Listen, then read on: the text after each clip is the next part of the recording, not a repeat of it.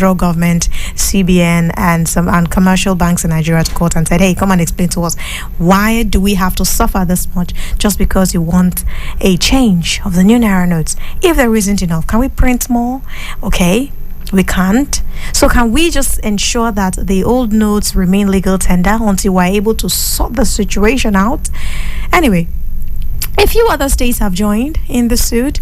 It's no longer just Kaduna, Kogi, and Zamfara. At least they've indicated interest as to how that they want to join in the suit. And following the back and forth we've been experiencing in Nigeria, we've seen recorded protest in some states across Nigeria. No, not the ones you heard about last week or 2 weeks ago. I'm talking fresh protest. We've seen reports from Oyo, Delta, and the Edo states. What was supposed to be demonstrations turned violent protest in these mentioned areas: Ibadan in Oyo State, some parts of Delta State, and Udu particularly in Delta State, and some parts of Edo, because of the whole scarcity of naira notes. People are really suffering. How much longer do we have to bear? Is it getting easier? I'm not very sure about that. It's not getting easier at all. So, the protests were in reaction to banks nationwide refusing the old currency, in line with the position that was taken with the Central Bank of Nigeria. Remember, just have this one in one hand, that the Supreme Court had ruled that the Apex Bank's February 10 deadline is suspended temporarily until further notice, at least until Wednesday of next week. So the position had since led to a standoff between CBN and governors of various states, including Kano, Ogun, and Ondo states, who challenged the Supreme Court and even other banks in their respective states that continue to reject the old currency. It was earlier today I saw a headline where Dapo Abiodun was saying he is ready to shut down any bank that refuses to accept old naira notes in his state. In Ogun particularly. If you refuse to accept old naira notes, you'll be shut down, unless you're not operating in Ogun State. He's getting down. They are yelling timber. Ganduje too, of Kano State, has also spoken, and he's not very far. What he said is not very far from what we're seeing from Ogun State, saying whoever does not want to accept old naira notes should be reported, and they will take decisive actions against them. So this is a lot, because we're wondering, is this a case of elephants fighting and the grass suffering at the end of the day? Because we seem to be the ones who are bearing the brunt of this back and forth going on. How is there a court order standing? And then there's a Central Bank of Nigeria position on the matter, who of course is definitely the Apex Bank in Nigeria. And then we still have positions from different state governors insisting that they must see to it that God, I beg, that they must see to it that all naira notes remain legal tender. Central Bank says it cannot remain legal tender. At least they insisted two days ago thereabouts. They insisted that February 10 would be the deadline.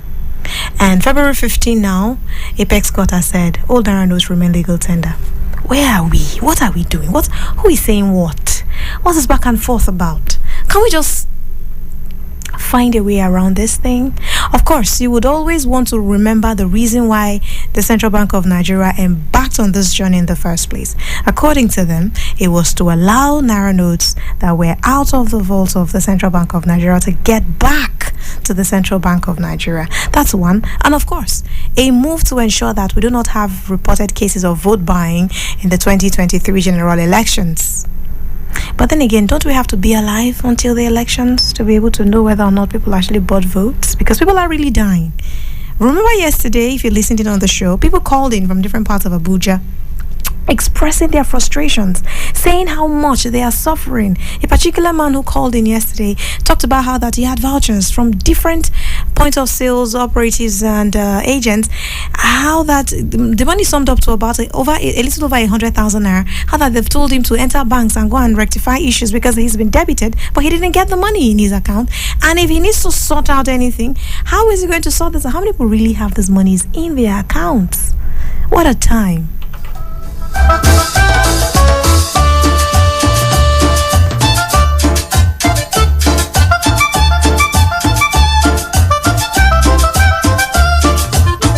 Anyway, related to the whole Naira situation, we also know that operators of POS have been arrested for racketeering in different parts of Nigeria. Yes, remember when the CBN gave the warning and said, if you don't control yourself, you greedy POS operatives, if you do not control yourself and collect the 200 naira, 100 naira that you used to collect, and you continue to collect the over 1,000 naira or 3,000 naira per 10,000 naira, we will clamp down on you people. We will make arrest and we'll make sure that you face the full wrath of the law. Anyway, I'm not sure a lot of them got the memo. They went on to, insist on collecting 3,000. That's 30% of the monies you give them. So if you need 10,000 naira, you pay 13,000 naira. If you need 7,000 naira, you pay 10,000 naira. Right. In conjunction with law enforcement agencies in Nigeria, the Central Bank of Nigeria has made the move. They've begun to arrest POS operators, and they're saying that whoever else is caught would be made to face the full wrath of the law. But again, the explanation from these POS operators is that they too are not finding it easy. It's not like they just walk into the banks or money sources and just get these Naira notes and they are the ones who are deciding to be wicked. They think they're finding it really tough to get the Naira. Should they go out of business because there is no Naira in circulation? And some people actually have gone out of it. Some people just, hung their boots and said, no, you see this Naira thing, we can't do it anymore. POS is not the business right now. So you could go from street to streets and you won't even see people who are POS operators actually dispensing monies. Maybe on the street you could see one or even two, as against what we used to see before. We had like 15, 20 of them on one street. You could just decide, okay, I don't like this person's face. I'm using the next POS, stand. I don't like this person's face. I don't like the person who spoke to me. Nowadays, you don't even see, let alone make your choice. How did we even get here in the first place?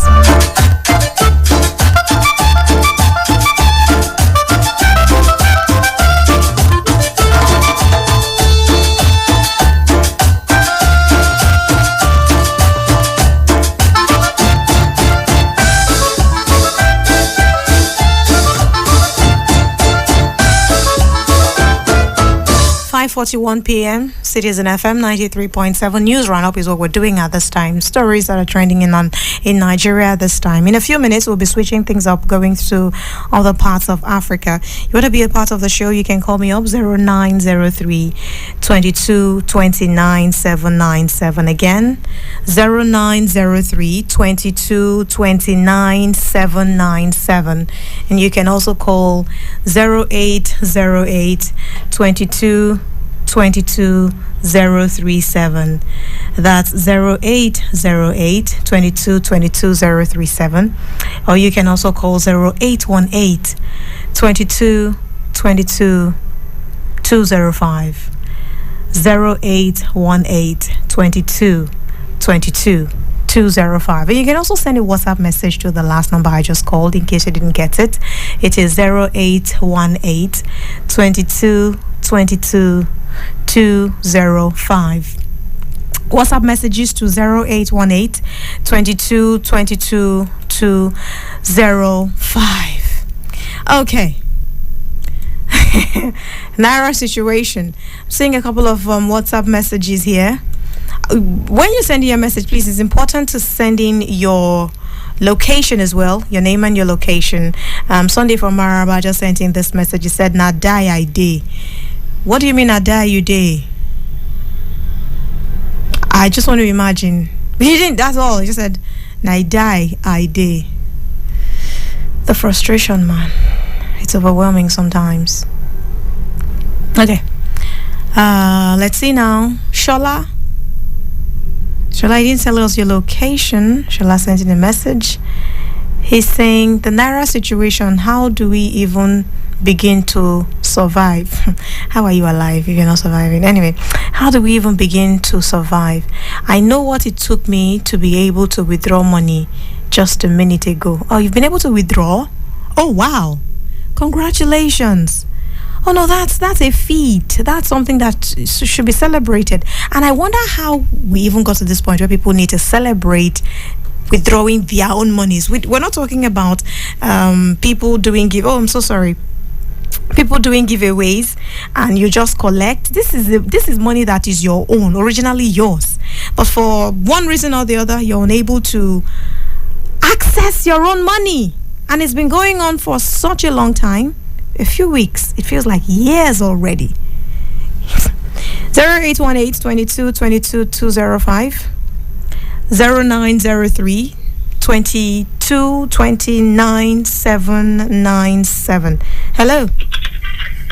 Hello, good evening, my sister. Good evening to you. My name is Suleiman from Duse Makaranta.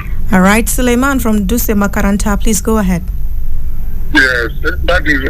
I want to make all the states go back for all those governors, go back to the state and put law for this money issue. If you like Zulu, you know the first time he talk, he say any bank when no pay new money, he will close the bank and collect the license. His license, everything. Because he can't fight with the government and succeed. Can't fight with the government and succeed. Go for your state and put your law. But do you think that is these banks that are just trying to be cruel? Because if we put it like that, it seems like it's the bank that are making a decision to just be wicked. Now the bank, they make us suffer. Is it really the banks? What if they don't have? What if they themselves, they don't have the Naira enough to give out? Naira, 90, no Naira, no the QS waiting for near our place, many don't close. Suppose of go make them give you 3,000 now, 10,000. Oh no, he's gone. Yeah, but that's exactly what I was saying earlier. A lot of POS operatives are not even business anymore because they don't even have. They don't have themselves. There's a scarcity, which is one of the biggest problems right now. There is a lack. So, of course, we cannot rule out the fact that we have some of these banks hoarding Nairas. We've seen reports of these banks, some of these arrests that have been made over time. You know, some kept them in their vaults. They're not in circulation. They just locked them up. But we also need to understand that even the CBN has acknowledged that there is not enough in circulation. Hello.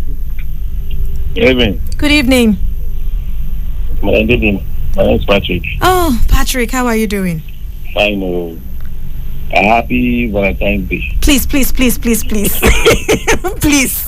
leave me. Didi. Yes, please go ahead. When the last caller called, so you were trying to make a case when you say maybe. No, don't put it like that. I wasn't trying to make a case. Relax, madam. Okay. So yesterday and today, I was listening to 2 radio stations. So the guest there said that according to CBN app 2007, that the CBN is not mandated to be how when you put it. They don't have to respond to obey the court order given by Supreme Court. And I was just wondering, how comes all of a sudden now the Supreme Court is above the CBN is above the Supreme Court that they cannot obey? So if at all the governor of Central Bank gave an order to all these commercial banks, their managers and their executives, that they should start accepting back their old naira notes and start dispensing it to customers, that the money is still a legal tender. I think this back and forth will not be necessary. No, yes, but there's an existence of the law, truth, that so it's not like, I don't want to put it like Central Bank is above the Supreme Court now, but I do know that there's an existence of a clause like that there are some laws that the CBN may not need to follow. Yeah. The thing that is there is this. Yesterday, when he was speaking, the CBN governor was speaking to some group of journalists. He said that the February 10th deadline still stands. Yes, he said so. Right. He still stands. He has not changed. Regardless of the position of the Supreme Court. The commercial banks to go otherwise. So these governors that are pushing for this, and they think that they want to revoke the license of this commercial bank. I think the case is not the commercial bank. I think the case has to do with the federal government, Mr. President, and the CBN governor. Okay, let's say the CBN does not have they cannot obey the Supreme Court. Okay, the CBN governor is an employee. He was employed by the president of the country. Why not the president of the country tell the CBN governor, obey this law? Obey this law for now. Let's see where the outcome of whatever it is that the Supreme Court will bring as judgment. Obey the law so that the hardship will reduce. Like you don't say, the violence, it is violence. It's no longer protest, it is violence. Because I was watching a video this afternoon, I think it was Delta State, where a POS operator was attacked. The whole of his business was just shattered like that. Right. So, and the CBN governor keeps telling us that the deadline has not been extended. Okay, where is the new Naira notes? Not enough. Into the system. Let's have more of the money. There is not enough. So this hardship will reduce. Right. Because the more the people are pushed to the wall, definitely they will push back. And this pushback is one thing as me. I don't like crisis, so I see me so. No, nobody does. I don't watch so much documentaries. I don't see what crisis they do for other countries. I don't want to experience that. So this pushback that the people are doing, if the president and the CBN don't want it to turn to violence, they should just reverse it. Yes, they good policy, but people have to survive first of all. I believe so. Right. Thank you. Thank you very much. Let's take other calls now. Chemist, I'm sorry, I have not been able to take your call. I saw the effort you were putting in to call me. Call me again, 0903 2222. Oh, sorry, pardon me. I have to take that again. 0903 2229 797. That's the number. 0903 2229 797. And you can also call 0808 2222 037 or 0818 2222 205. Okay, let's go back to the other line now. Hello? Hello? Call me again, please. I have to end the call. I'm sorry. Call me again. Whew. Yeah. 081 number is pretty okay today. So let's see that. Hello? Hello? Hi, good evening. Hello? I can hear you. Good evening. Good evening. Please turn down the volume on your radio. Are you there? Oh no. Call me again. Numbers are still same. 0903 2229 797 or 0808 2222 037 0808 2222 037. There is also 0818 2222 205. I think within the time that we have, we're able to take just one or two more calls, and then we have to round it off to go prep for the news, the comprehensive news bulletin coming up at 6 p.m. Right. And after that, of course, there's African Vibes, and right after African Vibes will be time for quizzes. Today's edition, it's a Wednesday, so yes, we get to take a trip around Africa. Hello? Hello? Okay, we can't take that. Let's go to other parts of Africa now very quickly. South Africa.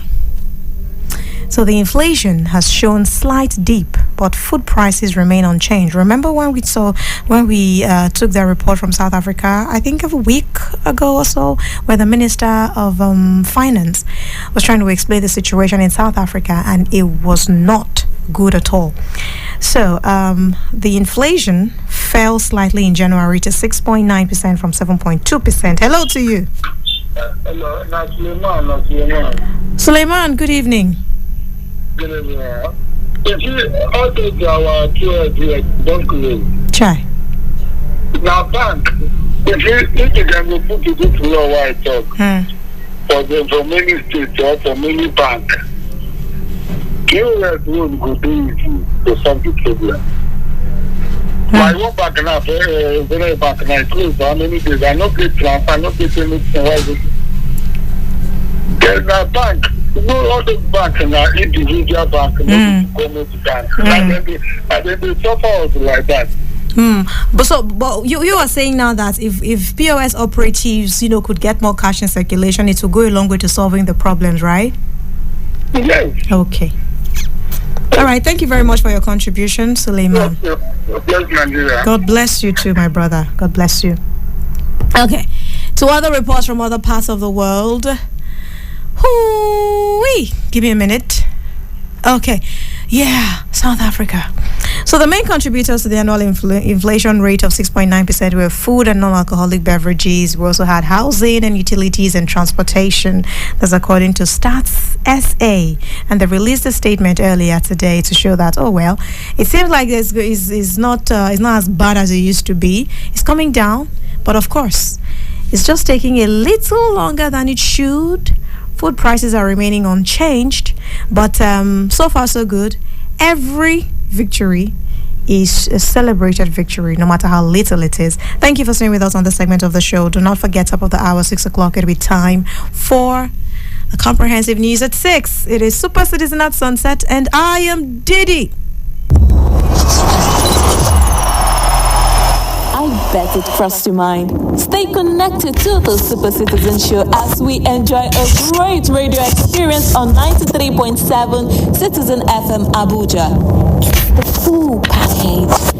Let's take you back, way back. Let's celebrate the African people, culture, rich heritage, and wealth of excellence on African vibes. We teach girls shave, close your legs, cover yourself. We make them feel as though by being born female, they're already guilty of something. So I think right now we have the chance to be heard, and that's why we're doing it. We're all doing it because we're asking to try and elicit change. No woman should sit down and allow a man to speak about her reproductive rights. But it is about opening spaces for other women and not to be seen as token, and that because I'm a woman I'm only speaking about women at the table. No, I'm speaking about side of the table that is empty and that women have to be there. So I want us to leave this world